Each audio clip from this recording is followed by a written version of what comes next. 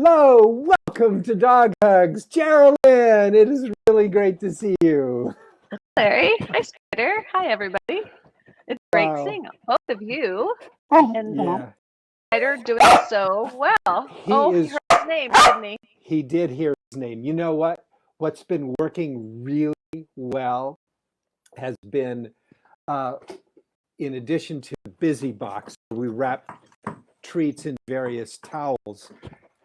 We've got now this frozen toy. I'm going to reach up onto the shelf here and get it. And Geraldine, letting tell you the know folks what's going on. He already knows. He does. He already knows what Larry is about to grab, which is his popsicle.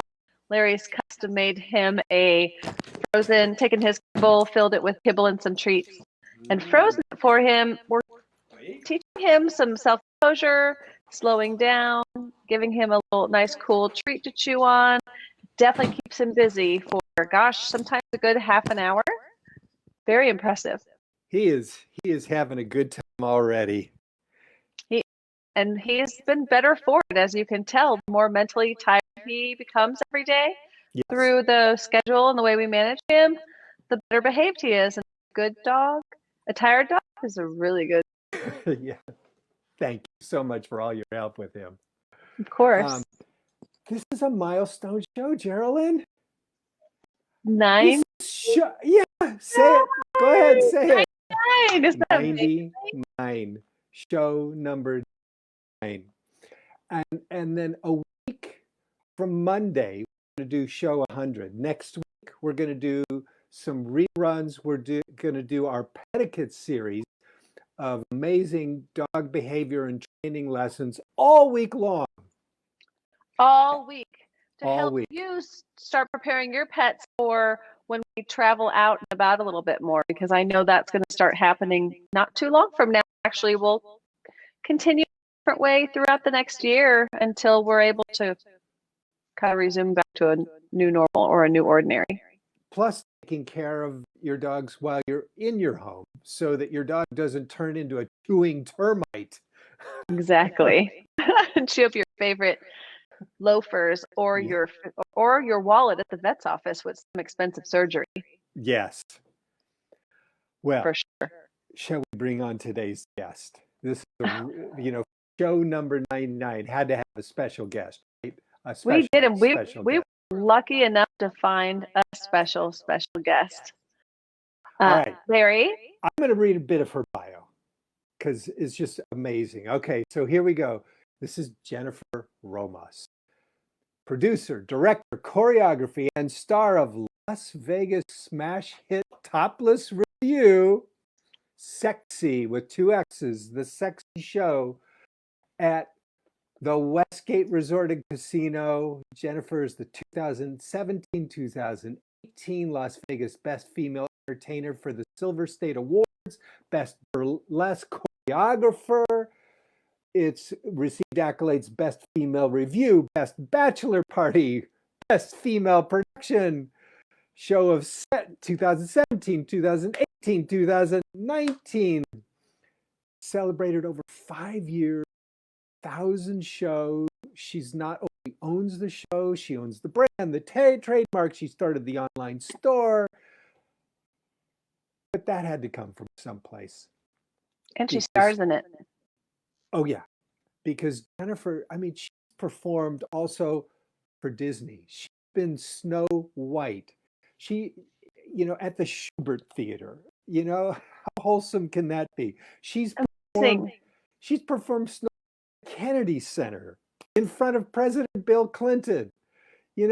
She's worked with Michael Jackson's choreographer, Kenny Ortega. She's been on ESPN. She's worked with Drew Carey. Casey and the Sunshine Band. I wonder if I saw her. I've seen her before. America's Got Talent, ESPN. Oh my gosh, this just goes on. We're gonna pick and choose bio as we get through this, and we won't even get to all of her stories, but we'll get a good taste. Well, you left one part out. What did I leave out? She has dogs. She loves bulldogs. And that's why she's here on Dog Hugs. All that other stuff we're just really only interested in her dogs. All the Oh other yeah, yeah, stuff's yeah, great, yeah, but yeah, yeah. we just No, want to hear no, about her it's dogs, all about right? the dogs. Yeah. All right, let's bring her on the show. Welcome to to Dog Hugs, Jennifer.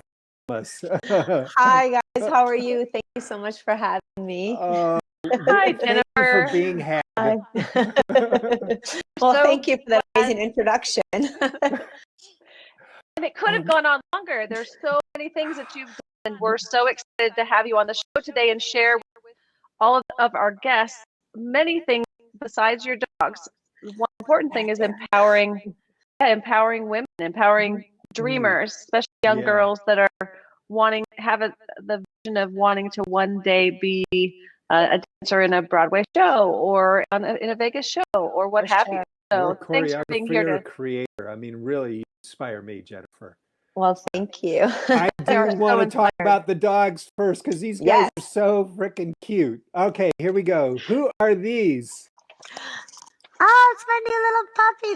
Those are my two English bulldogs. That's Napoleon with the big yellow bird, the small yellow bird, and then that's little Lucius.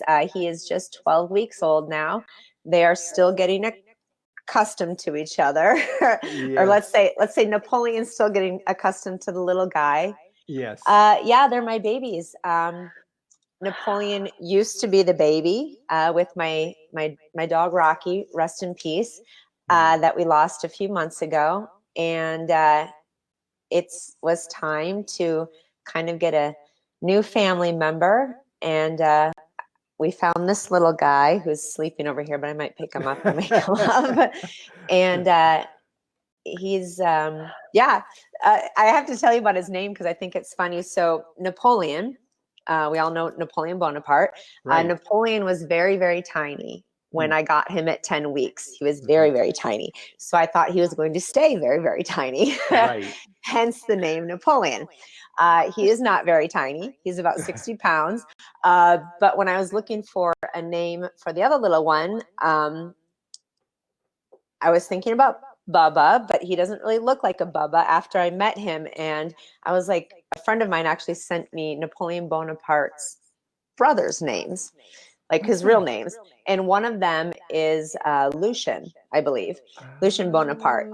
And I decided to kind of take that and put my own twist on it. And we named him Lucius. That's really Little fun. Lou. Yeah. It's like Little Lou. the name, his brother's name plus delicious. Mhm. Lucius. Yes. Yeah. So they're I guess the Bonaparte Aw, brothers. this is adorable. Yeah. And if they had a bone in between their mouths, it'd only be a Bonaparte. That was good. Little rim shot there. I'm going to pick him up really quick. Ooh, I'm here for the okay. humor, Larry. Remember? Yeah, that's right. Oh, great. Oh, So, how Geraldine, cute. tell us about the breed, about the Bulldog Well, breed. so they are one of the breeds Hello. that melts your heart. That's one of the Yeah. breeds that melts your heart. Yes, they are a little high maintenance, and they do come with health problems. So that's why it's really great to find health breeders that breed very healthy. Oh my gosh. Oh, I can't stand it. Oh, stop the cuteness. Oh, I just want to eat you. Hi, Lucius. You are luscious. He's so tiny. He's about probably 9.5 pounds now. Wow. How many weeks? He's the perfect size for my purse. I know, right? He's just 12 weeks. 12 weeks. Oh, and he's so tired. I just Mama. picked him up. So I wanted everyone No, to it's meet okay. him. Say hi. Okay. Oh, Not sure if he's he makes it lovely. for a few minutes. We'll see. Oh, that's really wonderful. Oh. He might eat more. What attracts you to the breed? Well, one, they're just adorable. We all see them in commercials and Right. in shows, and just the way they act and their underbites and all of those things. Rocky, look, I've got all of this stuff here. So Rocky, my very first English bulldog. That's Nice. Hi, Rocky. Oh. My ex-husband and I actually, I guess I could say we kind of saved him. It was 2000. 2008, when the market here in Las Vegas was crumbling, and there was a family that had 3 children, and they were also breeding bulldogs, and they were in a position where they were losing their home, like many other people at that time because of everything that was happening. And they actually needed to get rid of the dogs, I mean, fairly quickly, so that they could leave the house and kind of move themselves. Yeah. So and thank we goodness found they just didn't leave them out in the desert. So many did. Yeah. So we found Rocky, and he was the best thing ever. And he died at about 12 years old, which is, you know, good for an English bulldog because their lifespan is because of their health problems and things like that. But Usually a little shorter. Right. I just love them. They are high maintenance a little bit, but they love to cuddle. They love to just be next to me. They love car rides. You know, they don't need to be outside for 8 hours a day running and playing. They like to be held. I like to take care of them. Maybe it's because it's like little children, I guess. I don't know if I don't think they're self-sufficient. No, they're not. Definitely not self-sufficient. I don't think English bulldogs are very self-sufficient. So maybe it's like a motherly thing. Like I feel like I actually have to take care of them or whatever. But they just suit my personality. They are stubborn, like I am stubborn. They love love, which I think a lot of people love love. They love to be loved, and they love to give love. And yeah, they're just my little angels. They also love to chew. Yeah. He's trying to chew on your cord. Now, yeah, we're gonna have to talk about that no biting class. Yes, we will. Right. Watch the show next week. Yes, and so there is research that's been done that the mush face dogs, especially puppies, do resemble human children, and they do strike a little chord in our brains that have the same feeling as having children. So it's very similar. You can look that research up, and it's so true. And also, bulldogs they maintain a surprising degree of subtlety and subdued fierceness while being so comical at the same time. They are, and they're also one of the breeds that's closest to the true breed. When they first when the breed was first recorded and painted and discussed through dog enthusiasts, they're the one that's maintained the most the closest behavior to the actual breed. Oh wow! Okay.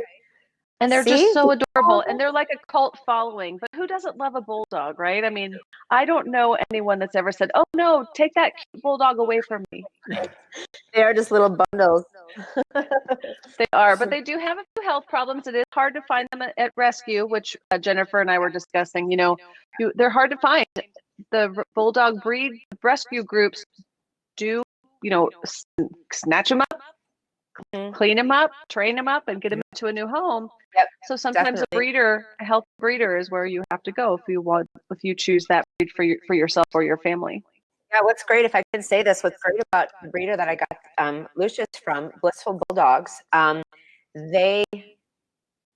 if you can't handle the dog, or for some reason you don't want the dog, or you're moving, or whatever your issues or reasons are, they ask that you please do not give the dog away. Don't put them up for adoption. Don't put them into a shelter and things like that. Not that shelters are bad, but they want to take the responsibility for the dog. They'll take the quality shelter. Great breeder. So they can find Great breeder. a good dog for the home.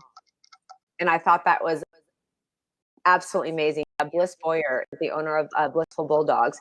So they care about where the dog goes to a family, and that means a lot. They're not just trying to sell the dogs or get rid of the dogs or make a quick buck or whatever, because there's a lot of money, of course, in being dogs. But yeah, they truly had the owner and the dog's best interests 100%. So that's what we did. I love those types of breeders that create that support system, and you do that as well, which is so neat for you. And so we'll get into that in a moment. Let's get into the show that you're doing right now, the Sexxy Show. And we're going to play a little bit of this while we talk. And tell us what made you want to do this show. I don't know what actually made me want to do this show in particular. It kind of just was a metamorphosis of what was going on at the time this opportunity arose. An opportunity arose and you seized it? Exactly. It was a period of time. I was injured and I wasn't dancing myself for a number of years and trying to get into the other end of entertainment because I did not think I would be able to perform again. And so I started my LLC during this time and was doing a lot of other work besides performing myself, trying to get into some entertainment companies as artistic director, entertainment coordinators, doing choreography management, teaching, things like that. And Robin Leach, rest in peace, was a great friend of mine and a mentor. The TV host? Yeah. What was the name of the show? Yes. Yeah. He was a great supporter of entertainment here in Las Vegas. And he was a mentor to me. And he actually put me in touch with the owners at the Westgate Las Vegas. And I hounded them. Technical term. Good for you. Yeah. You know, the hotel was just bought by new owners and they didn't know what they wanted to do entertainment wise. And so I was, let's do this. We're doing entertainment. And at the time, America's Got Talent was still big, but that was big. And we're talking about a bunch of different things and opportunities or whatever. And I went to the ribbon cutting actually of Westgate and I was able to meet David Siegel, the actual ribbon cutting. And we had a conversation that night and this just kind of snowballed. After that, they asked me to come in for a meeting and said, what's your plan? What do you want to do? And I said, well, what do you want to do? I said, what would you like? I can do anything you want. What do you want to do? And they said, well, you know, we'd kind of like, I guess, a girly type show here. You know, we'd like to open for the beginning of the year 2015 for a convention that's held here in town for CES. And I said, well, if the Consumer Electronics Show.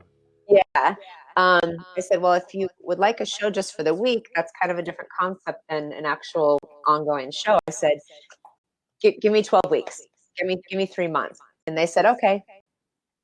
Wow. I said, okay. What? That's a fairy tale, Snow White. I had no budget plan. I had no costumes. I had no production. I had no show ready to go. I said, great, let's do it. And we came back a week later. And you call up your colleagues, you call up your friends and you say, let's make a show. Yeah, it happened overnight. I met with them. I went home that night and researched names. I didn't know what the show was going to be, so I didn't want to label it as burlesque or striptease or this or whatever. So I Googled and researched, you know, skin, tease, seduction, a bunch of names, things like that, and came up with Sexxy. I wanted this show to be Perfect and sexy, and I didn't want to label it. Yeah. And I bought all the Google names, I bought all the websites, I bought all the Instagram accounts and things like that, and went in the next day with, I guess, a proposal. And what was overnight kind of going on in my head, created a graphic, put an ad in a casting newspaper here, and had the auditions, and then hired the girls on the spot. And the next day we started rehearsal. And I remember walking into rehearsal that first day, like myself, a deer in headlights, because I was like, I don't know what we're doing. How transparent could you be to the other performers? Well, honestly, I did hire. Well, actually, too, it was also the time over Christmas and New Year. So a lot of performers were already booked or home for holidays or things like this. So I did call on and hired girls that I knew.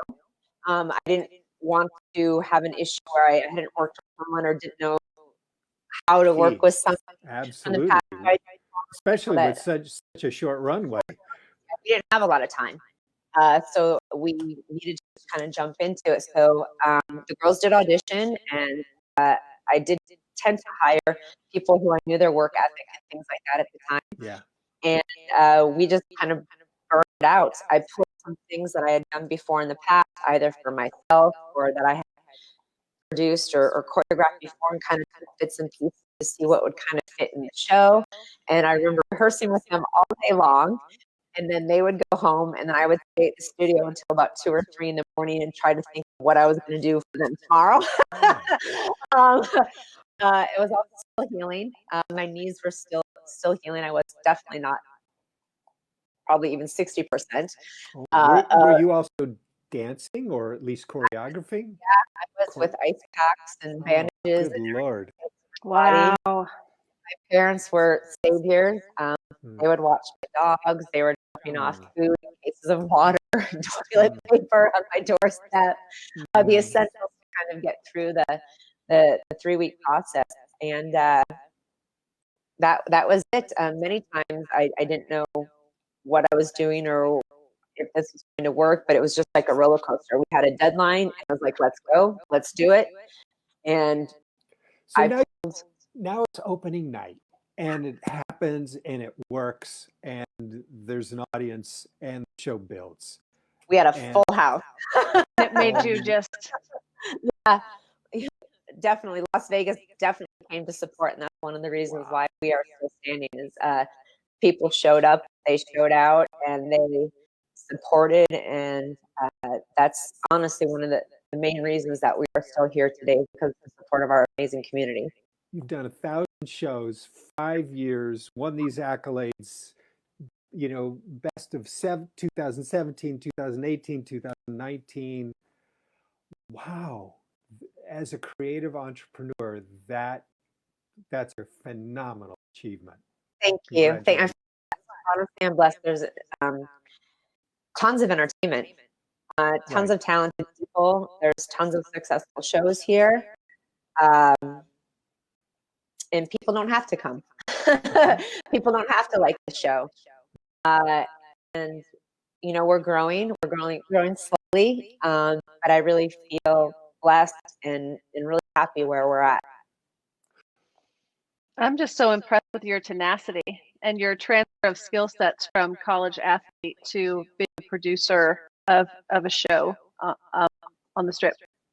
Thank you. How can you inspire me? How can you inspire all people who are either creative professionals or would like to think that they might have a career as a creative professional, as a performer, as a creator? What would you say? We were kind of chatting about before. I think it's within you. It's a passion. It's not anything I don't feel. You can learn the books, you can learn the trade of editing this and that, whatever, but the actual creative process, the passion that drives you, I don't think can be taught. That just comes from within. And I think the biggest thing is to not doubt yourself. We all do. That's our biggest, our own work. Feels like. Yeah, I know I'm my own worst enemy. I don't need to be this person. I don't need to be that person. Of course, we all want to try to build ourselves up, or we have idols, or we have role models, or things like that. But I really believe we are sometimes our own worst enemy, because we tell ourselves that we can't achieve it, or we tell ourselves we're not supposed to achieve it, or we tell ourselves that's too much work, or that will never happen. Go for it. Or we're not good enough, or it's been done. Why would ours be different? I mean, there's a million things that the voice inside of your head will try to stop you. One of my voices is getting too locked in on how specific things should look. And then I get really bossy with myself and with others. Well, and then I believe we are all perfectionists. Perfectionists. That's the thing. That's the shadow I need to keep in front of me and remember. Together, like it's frustrating. We get frustrated with ourselves. During this pandemic right now is a kind of a great It's a great explanation of that. It's just kind of a whirlwind. Like some days you feel like super creative and empowering and inspiring and to yourself even, and you want to do all these great things. And then some days it's just like, wow, this is just everything sucks. This isn't going to work. You know, kind of that creative process. And I think I've gone through that a million times. But I think if you just say you're going to do it, and one of my favorite things to say is, you are enough. You're enough. Beautiful. You have to believe that you're enough. Not easy to do.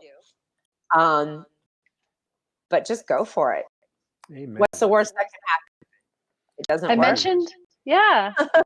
I mentioned the other day that in one of my classes that it's really important you learn how to be okay being yourself, just being ordinary you, so that when you get your chance to be extraordinary, it's amazing, but you're okay with being ordinary, being just who you are, what you have, which is not a just, it's a being great with who you are. And that's being okay with just what's right here. And then all the extraordinary that shows up is just frosting. Exactly. That's wonderful. You've had some phenomenal experiences with world-class creators. You know, one thing that really jumped out from me in your resume is that you got to work with Michael Jackson's choreographer, Kenny Ortega. Tell us about what that experience was like and what you learned, and what did you learn with working with Kenny?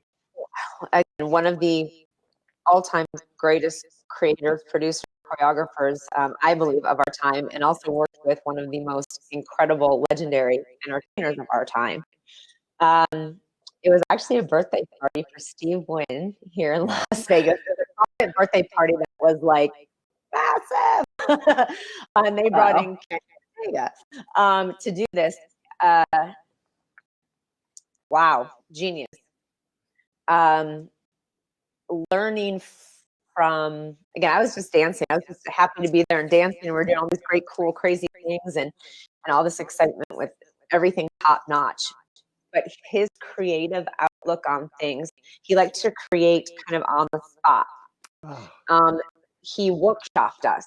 We went into a studio and he would just turn on music and let us move and let us be free. And then he'd be like, oh yeah, that.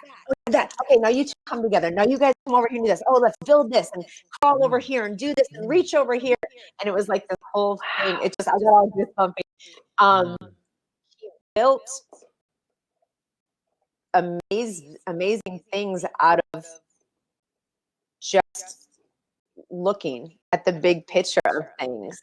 I'm hearing two things in that.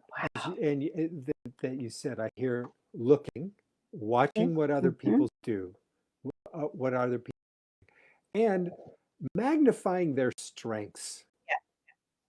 I've got this saying that greatness is easy, and it doesn't mean that it's not hard work, but it means that when we're in our flow, in the natural greatness of who we are, and that's seen by a Kenny Ortega, by any of us. Well, he was obviously, he was inspired by what was happening. And so him being inspired, I think, inspired us. If that makes any sense. I mean, there was, of course it does. Such a synergy. Yeah, it was the synergy. It was just great. He just knew what he wanted. And when he saw it, he built it. And he built us. His energy was great. He was inspiring. He inspired us. And of course, he's Kenny Ortega. So, I mean, I was just like, you're in the room with him. Whatever you want me to do, I'll flip yes, over, and but it's just a great, honestly, a really feel good moment in my life. One, just to be working with a talented group of people like that. A lot of the performers were from LA as well. They brought a lot of their own team and hired very few performers here from Las Vegas, but just to be part of that, and again, knowing who he was and what he had done, it was extraordinary. It was awesome.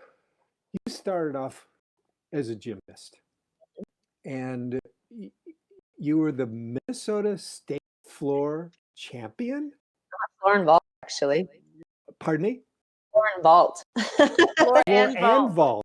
Wow. Wow. She had the floor and the air. The powerhouse. What was the world of gymnastics like for you? And I mean, and now you're an entertainer, professional performer. Long I'm days. grateful for my gymnastics background, honestly, because I've been able to do a lot of different things. Even at my age now, now performers can do everything and anything. I mean, no one's, I don't think, just a dancer anymore.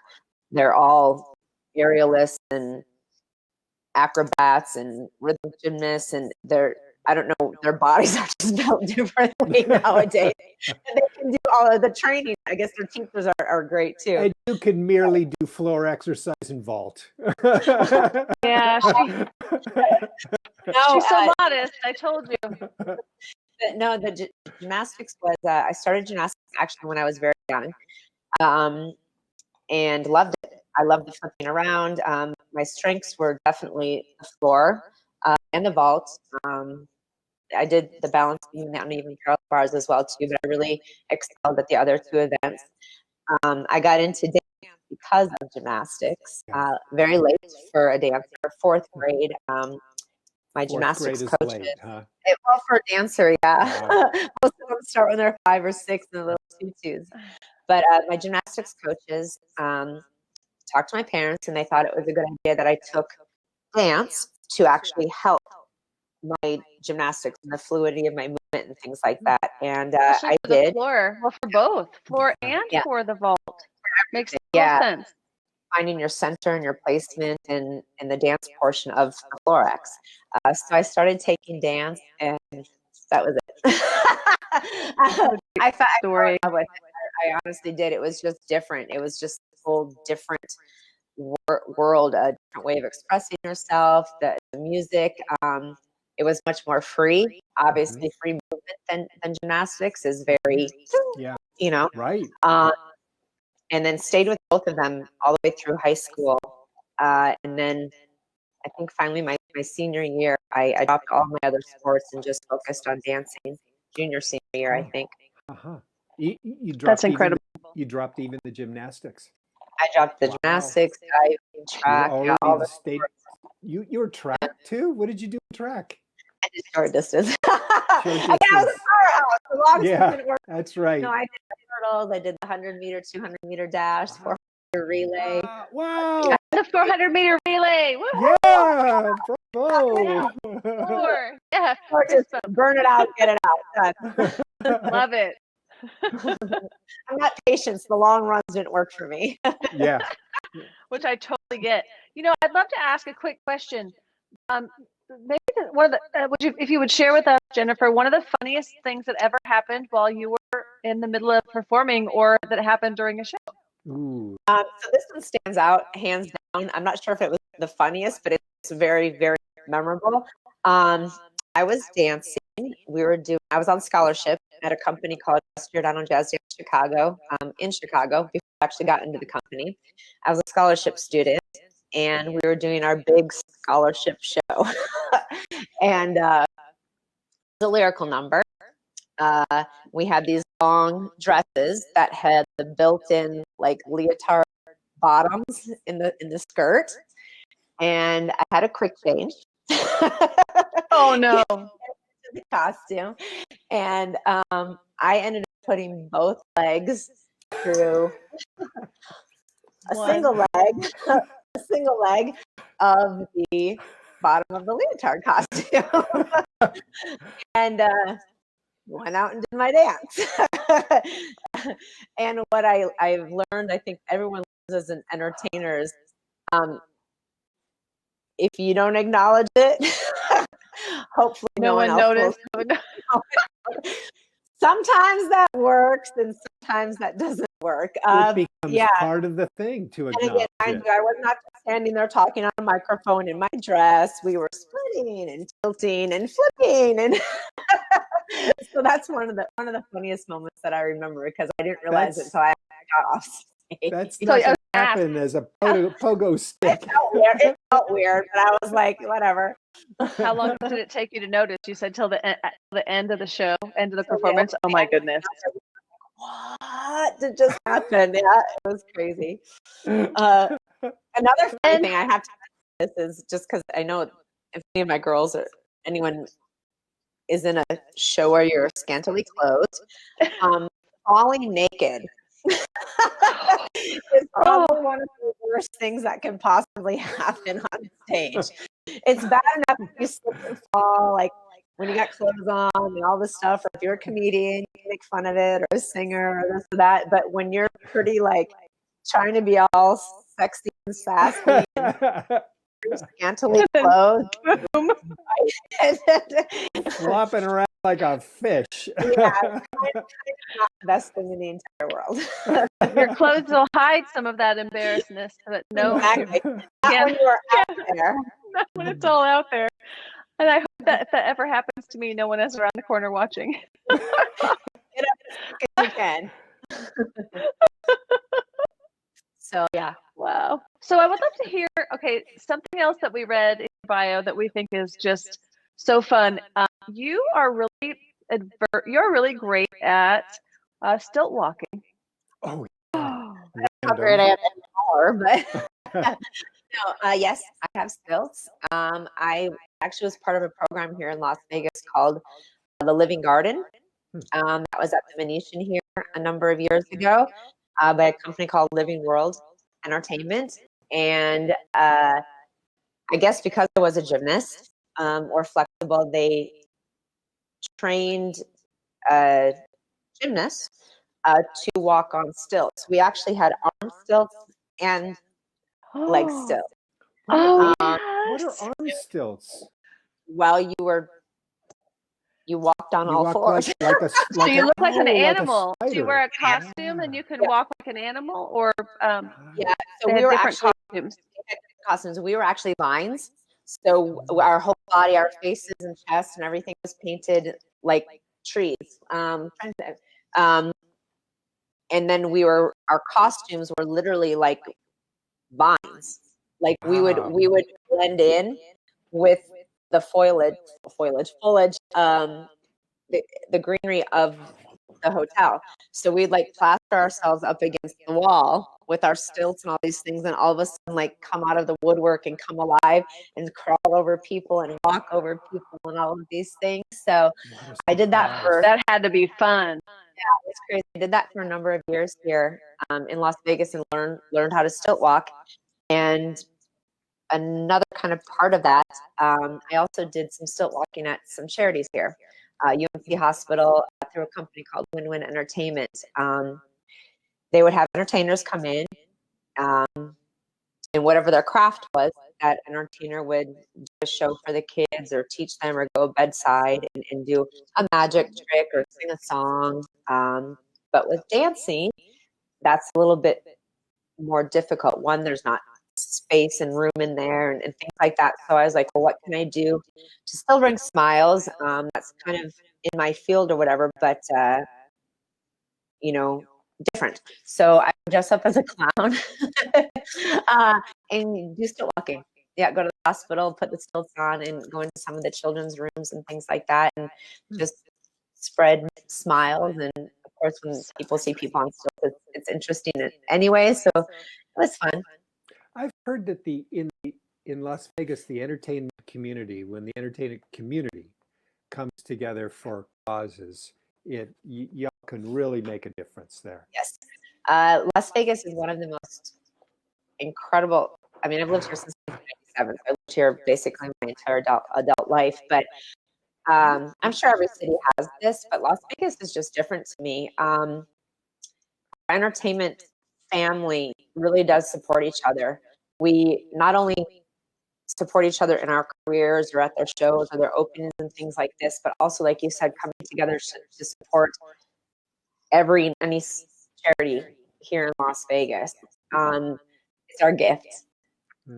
It's what we do. It's fantastic. Which is why these times right now are really hard a little bit, I think, for everybody. Not a little hard, a lot hard for everybody. Our gift is performing. Yeah. Our gift is to give that to people, and Right. physically, you know, not that, you know, all of our Zoom conference calls and our we're still seeing each other, but there's a difference in being with each other. Oh gosh, yeah. And performing, right. So we're kind of missing out on that right now, and charities being one of those things that we were a big part of, to bring that to those people as well too. Not just our shows, but anyone who needed a smile or a hug or wanted to cry or was celebrating something. So yeah, a Yeah, difficult time. the Vegas entertainment community, they're amazing. They are simply, they're so supportive. They're of each other. They're so giving and kind. They're so talented. They're such brilliant, beautiful people. And so if you're ever lucky enough to be able to meet them, be friends with them in any fashion, they're just amazing. I've been lucky enough to be able to meet and befriend many of them. And oh my goodness, nothing like it. I want to say the women in our city are also amazing. I know you just had a good friend of mine, Michelle Ross, on your show, and Yeah. Balloons how with we a amazing. twist. all kind of met, but not that the guys don't support each other, Larry. I'm not I'm not pushing you away here, but the women supporting women here in our community is huge. Everyone wants everyone to succeed. I truly believe that. It's a really close knit, tight knit community of women supporting women. And I think that's great. That is really Fantastic. That Yes, is the really true beautiful. the true family, the true entertainment family there. It I is hear- incredible. I hear a spirit of abundance rather than scarcity. Definitely. Yeah. There's another amazing message that Jennifer conveys through not only her show, but herself, her foundation. And that's about that we all should find and be our own kind of sexy. Beautiful. And I think it's important, it's healthy, first of all, because we are sexy animals, right? Yes, it's true. And There's it is true. Deny, And if we denying it only represses it. And what happens when you repress things? It comes out sideways. Exactly right. So true. Great description, Larry. So I love that. Jennifer, touch on a little bit about that, because I think a little bit about it should be a lot, but I think that's a really important thing for especially young girls and younger women to become in touch with their inner sexy, their own kind of sexy, and learn how to own it and have that be a part of their everyday in the right That way. is true. And I don't want the you know, because we're talking about kids and that too. I don't think the word sexy has to scare anybody away. Good. Right. It's something. I mean, look at our TVs, look at our movies, look at our shows. My dog is sexy. I'm just saying. I have the sexiest dog I have ever seen. I watch him run on the treadmill. I'm like, you are so sexy. He's just gorgeous, and he's just the way he jumps and runs, and I'm like, oh. I love it. I love it. No, I think it's all how we see it. To me, sexy is not necessarily how you look or what you wear and things like that. It's a vibe. It's a feeling. It's about being confident. It's about being empowering, inspiring. Those are kind of the words I like to think of when I think of sexy. It's owning who you are. As we talked about earlier, knowing that you are enough. And if I'm going to be talking to like younger generation children, that's what I would want to tell them if they ask me about what's sexy or how do I be sexy or things like that. It's like, you don't have to be like anybody else. You don't have to be like the supermodel. You don't have to be like that person on TV. You have to be comfortable with yourself. Again, women in business, your confidence is what makes you sexy, I feel. Absolutely. I was just about to toss that in there. It's being confident, because if you own your sexy, you're confident in it. And that sexy has a confidence to it. Exactly. And of course, obviously with the show, that's a different kind of sexy visually, kind of what we're looking at, things like that too. But I think it's very important too. All of my girls in my show, and don't mean to say girls, but all of the ladies in my show, they're part of my family, and I share not only the stage with them, but backstage in my family and in my life with them, because I am a part of the show. And it's very important to me that they are all also women who are go-getters, who are entrepreneurs, have goals. Some of them are mothers, some of them are estheticians, some of them have a cupcake company, some of them are models in different genres, some of them are acrobats in other shows. So it's very important for me that they're well-rounded and they also believe what they are putting out there, that they own who they are and that they learn to be confident with who they are. And that's me, is what's sexy. Beautiful. Thank you. That's really inspiring. Definitely, and something to remember every day. So a takeaway today might be putting a Post-it note on your mirror right in front of where you brush your teeth that says, "I own your sexy." Own your sexy. Be your own kind of sexy. Mm-hmm. There we go. Larry, put that sign up. It goes for I use wipe up. men as well as women. I'm not just speaking to the women. I just feel like, sometimes maybe women need to hear a little bit more than men or whatever. But I love that. Put the Post-it note up. You are enough. Be your own kind of sexy. Own who you are. Mm-hmm. And you look at it every day until it becomes a part of you. So it's a training. It is, definitely. I use a wipe off marker on my mirror. That way I can clean it off easier. And I'll write right in front of my face what I need to know, because I can still see through it. Like a whiteboard pen? Yes. And it wipes really off the clever. mirror. Huh. It wipes off the mirror. And if you just write right across your face and see it right in front of you every day, and one day it's not there anymore, you've cleaned your mirror, but it's in here. That's great. Put it into practice. Wake up first thing in the morning. You got to put positive imagery into your head each and every single day. I think we all need to do that right now. Amen. Yes. Definitely. Yes.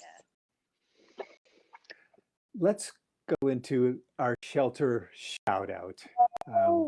In Las Vegas, I know that so much of your community is really about giving back. And I know that there are some shelters that you've also participated with, Jennifer. Yes. There's so many shelters here in town that are very important, doing great things for our community and things like that. But two of my favorites, Noah's Animal House. Tell us It about is Noah's Animal House. They let women of domestic violence let their pets come with them. Bravo. So they can be in a safe house. Exactly. Also with their pets and with their young children as well. So they can get back on their feet wow. with their pets. Again, pets are, to me, not pets, they're family. And for someone who's gone through anything, especially domestic violence, your pet's your everything. And I think it's I think it's great that they do that, because that might be the one thing that woman has or loves or feels love from or takes care of or whatever, and they let the dog come with them to rebuild them and get them back on their feet. So Noah's Animal House. Yes. Right. We're so grateful for them, and also thinking that a lot of women won't leave a domestic violence situation not knowing they can't take their pet with them. Exactly. Well, we all know. This opens up their world to being able to survive. We all know pets offer unconditional love. So you're exactly right in saying that. Is they don't want to leave the pets, so they get to take them. So Noah's Animal House Noah's actually helped that become or take that away as a determining factor of whether or not that woman will leave that horrible situation with her family or just herself and her pet. So saved lives, saves lives. Now, somebody else. You got another organization you're thinking of. Yeah, Postit Friends. My friend Andrea Duper is a part of Postit Friends, and we actually just did our drive-in show here in which we partnered with them, and they put homeless dogs into forever homes. Love it. So just as much as the dogs need a friend, people need a friend right now too. So they are great True at that. putting the homeless dogs into a home that they can stay in forever. Yeah, it's great. Uh, I'm going with Pet Orphans. That's my shelter shout out. That's where Spider was adopted from, and where I get to make films and do trick training with shelter dogs to help them get adopted. Pet Orphans. Yeah. And I'm excited about both of them, and I'm going to shout out both of y'all's because I love Okay. Pet Orphans, but I love Noah's Animal House because I was able to work with them when they first launched, and No they've been kidding. sponsored by Bayer as well. Oh, As wow. recently as 2 years ago, Bayer started sponsoring them. wow. Well, we've got a really strong shelter shout out here today. We do. um, Jennifer, as you know, this show is all about gratitude and blessing. Is there somebody in your life, in the world, who you'd love to extend some gratitude or a blessing to today? Everyone in my life, to be honest. No, I mean, Yeah, I don't I see that get that. as You a you joke, you but seem like a very grateful person. yeah, again, I think especially during this time, we're all dealing with the unknown. We're all dealing with so many things that no one has control over. Yeah. And there are so many people that I'm so grateful for that are helping me through this time as well too. And I do want to say that my parents are amazing. Hmm. Just hands down, my angels here on earth. I love them dearly. But me myself, I'm only as strong. I say this, it's not my words, but I'm only as strong as the people's shoulders I can lean on. Amen. And so the people that build me up or hold me up, I hope I offer the same to them that they do for me. So that's it. I'm just grateful. I'm really just grateful for all the amazing people in my life, all the amazing people that I've had the opportunity to encounter, just like yourselves. I'm blessed to have met you guys today and the opportunity to talk to you. And I miss people. Yeah. I miss hugging people. So I'm gonna do dog hugs today. Oh, little dog hugs. But yeah, I miss people. I miss human contact. I miss a hand on the shoulder. I miss a hug, and those things. So I'm just grateful for people. Hmm. Agreed and well said. Carolyn, who's on your heart today? I'm grateful for the Las Vegas entertainment community. Ooh. They've given so much over for decades in that little city, and changed people's lives, opened their thinking process, broke down barriers. Just they've done so much and worked so hard to do that, to get there. So I'm so grateful for them. Yeah, so grateful for all of them, and I cannot wait to see how they rebuild stronger. Amen. And they will. Yes. So Well, thank you, and you're included in that as well, Jennifer. We will rise. We will rise. Yes. Today I am going with my partners here. Geraldine, you, and also Robbie, our other partner. Show number 99. Wow. Wow. Yeah. Jazz hands. Yeah. This is a great milestone. Now, Jennifer, you've done 1,000 shows. Over Yeah, 1,000. Yeah. How do you keep it fresh? Again, I'm blessed to work with an incredible team. It's our livelihood. It's what we do. right. It is a job, obviously, because we're missing our jobs right now. But it's so much more than that. It's we put I think entertainers put their hearts on the line each and every single night they step on that stage. It's just a part of us. It's what we do. It's home. It's home a way to of us. life. Yeah, it's we eat, breathe, and sleep our craft, and it's really not a job. It's part of our soul. It's just who we are. So we're missing that right now. We can't wait to get back on our stages. Right. Beautiful. We're so excited for you to all be back. And A you will be week back. from Monday, we celebrate show number 100 with you, and we give you guys a great, great, big, big hug. Thank you so much, Jennifer, for being with us on the you. show today and for Thank helping you us for having celebrate. me. Yeah. All that you guys do as well too. Dog hugs. Yay, just hands. Yay. Thank you so much, Jennifer. We look forward to more with you. Thank you guys. Thank you for having me. Thank you. This has been wonderful. Absolutely. Bye, everyone. Bye, Spider. Bye, everybody. See you soon.